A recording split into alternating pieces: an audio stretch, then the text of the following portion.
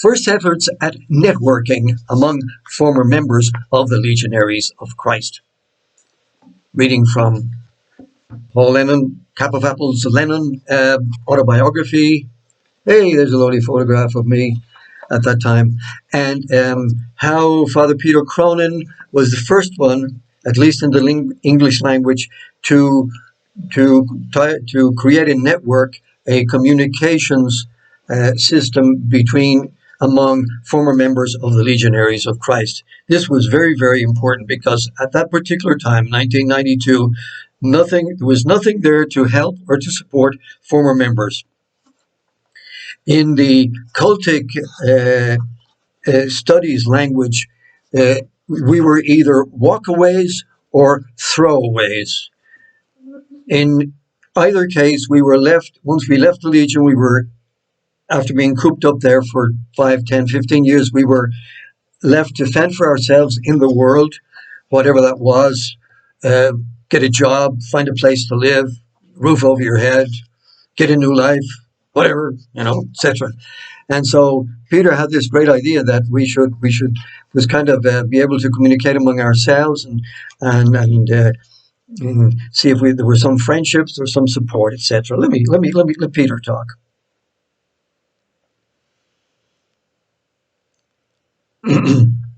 As you can see from the list of names, the beginning is a network that extends to many states in the U.S. and other countries. Okay, so here we go.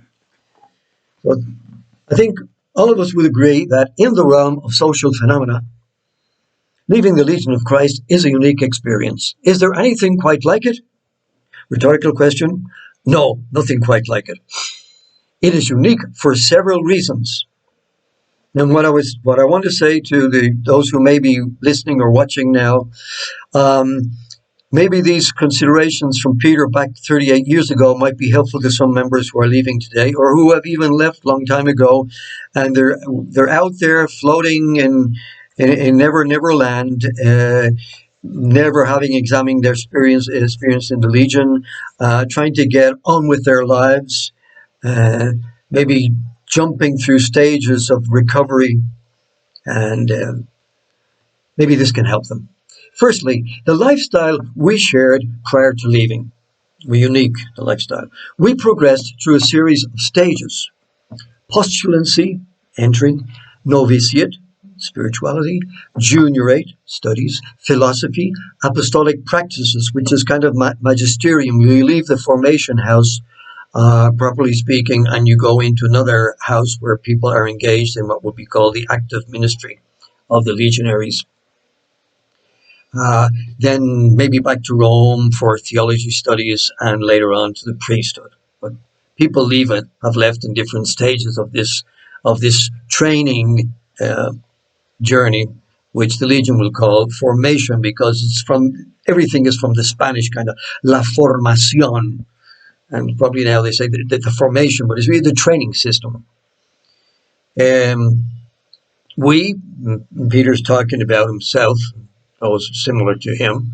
We were the curso intensivo, shortened course of studies for Irish and American students in Salamanca. We may have been prefectos de disciplina, prefects of discipline, which is kind of like assistant to the superiors to oversee the students. And maybe in Mexico or in Spain. That's where the Legion was at the beginning, mostly. And vocational directors, recruiters. Hey! Vocational directors, recruiters in the U.S. and Spain. And some of the first Irish guys were sent to the U.S. to start recruiting for the Legion there. Because, when Irish eyes are smiling, they're more successful in the good US of A. We moved in a clearly defined world in which we observed ideas on the spiritual life, the priesthood, the church, and the apostolate, and about the Legion. So here, again, we moved in a very enclosed. It's a very enclosed, and that's why we say kind of cult-like enclosed system in the Legion. It's still like that to this day.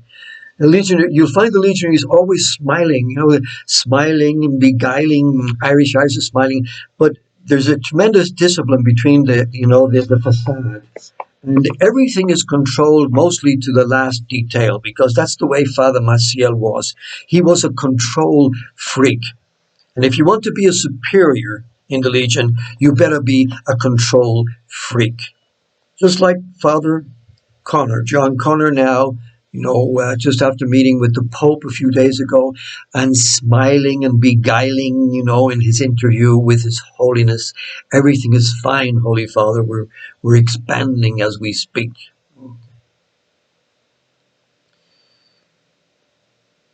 We had our own vocabulary. Even though we were English speakers, we were speaking in Spanish. We were, conversing in Spanish, because the Legion is basically a Spanish organization, and more basically a Mexican organization. Please don't forget that. So we had words such as quiete, Spanish word, a conversation time after dinner, before last prayers. We had a primerísima, which was a